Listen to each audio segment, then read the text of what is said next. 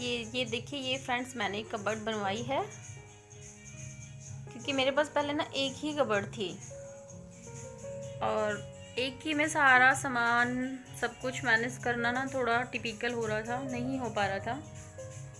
Winters में तो वैसे भी कपड़े बहुत सारे हो जाते हैं, इसलिए मैंने ये एक और बनवाई है। अभी ये हम देखेंगे कि इसको ना कैसे हम प्रॉपरली असेंबल करते हैं, कि इसमें हम ज़्यादा से ज़्यादा अपना सामान, कपड़े ही रखने हैं मुझे, तो वो हम कैसे प्रॉपरली फुली एकदम अच्छे से, जो सब कुछ एकदम से विजिबल हो और मैशी ना हो, उस तरह से कैसे हम सामान को इसमें एडजस्ट कर सकते हैं।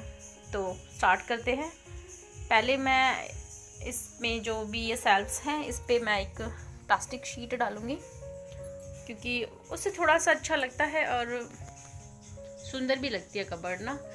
तो मैं ये इसमें पीसेस कट करके उसकी प्लास्टिक शीट के वो मैं इस पे डालती हूँ। तो ये देखिए, ये मैं इस शीट में से अपना ये 12 इंच यहाँ मेजर करके और ये इसमें से कट कर लूँगी।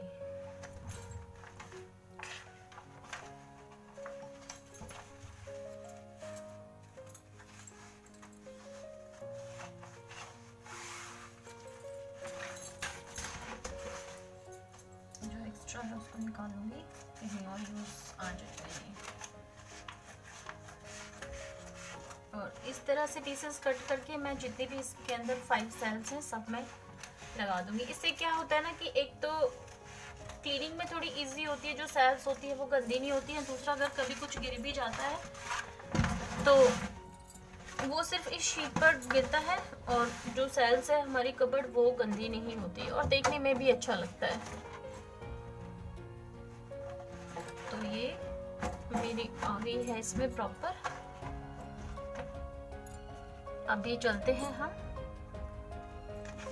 कपड़ों की तरफ। कपड़े रखते वक्त ना 2-3 चीजें, अगर हम चाहते हैं कि हमारा जो हमारी कबर्ड है वो प्रॉपर असेंबल हो, अच्छे तरीके से, और चीजें टाइम पे मिल जाए, विजिबल हो, मैशी ना हो, देखने में भी अच्छा लगे, तो उसके लिए 2-3 चीजें हैं मेनली जो मुझे लगता है कि आपको ध्यान में रखनी चाहिए हमें।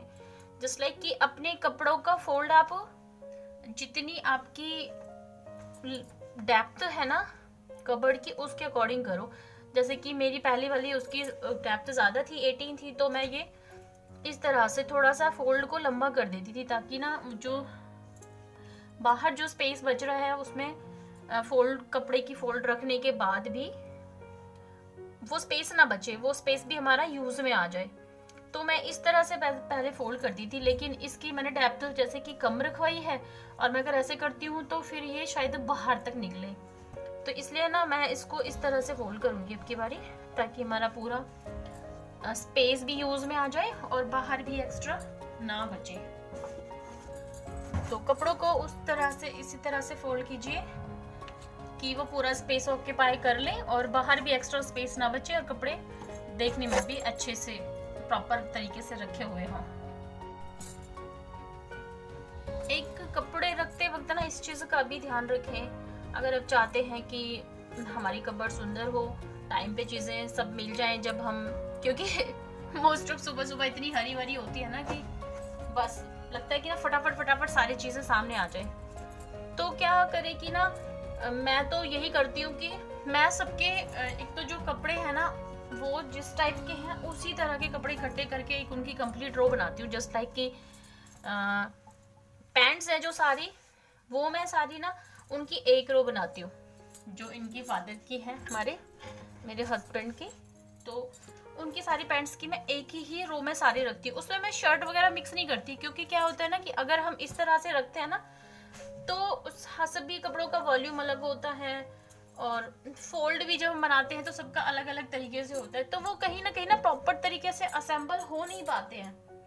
और फिर वो जो हमारी रो है, अगर हम उसमें बहुत सारे कपड़े लगा दें तो फिर वो ना गिरने लगते हैं बार बार।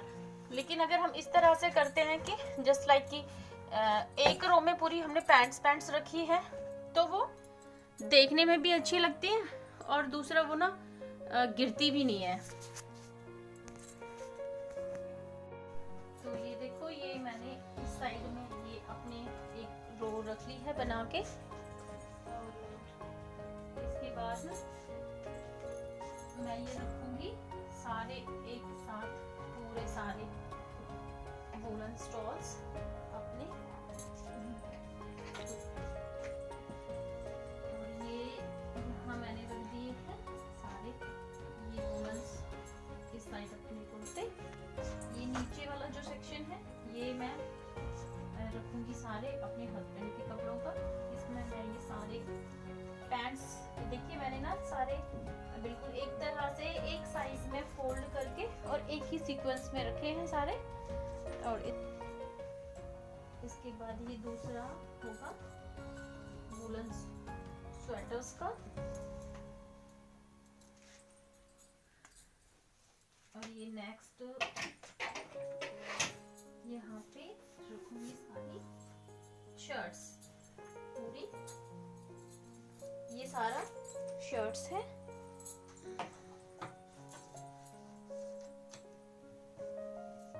टोटल की सारी टॉप्स हैं जो उसकी सामी है। ये नीचे वाला सेक्शन ये मेरे नटखट कान्हा का है।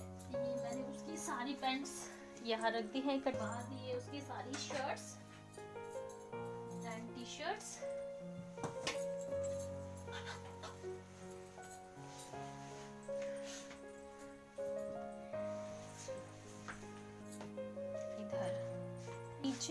ये जो नीचे वाला है इसको मैं रखूंगी ना सेपरेट। जो यूनिफॉर्म्स है स्कूल की यूनिफॉर्म्स है ना, सेपरेट जो होती है वेडनेसडे एंड सैटरडे। और ये जो उनकी डेली रेगुलर वाली होती है। और ये आएगा मेरी टॉवल्स रखने के काम इधर यहाँ। और ये मैं यहाँ पे रखूंगी ये मेरे डॉटर की पैंट्स। ये है उसके सारे वुलन स्वेटर्स।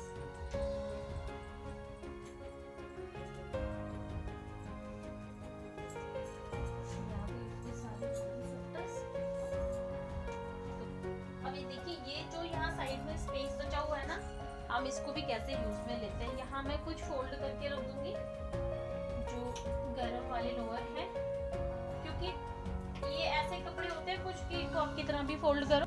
तो इस वाले स्पेस को मैं ऐसे यूज करूंगी। ये मैंने यहाँ पे सारे गर्म लोअर्स फोल्ड करके रख दिए हैं।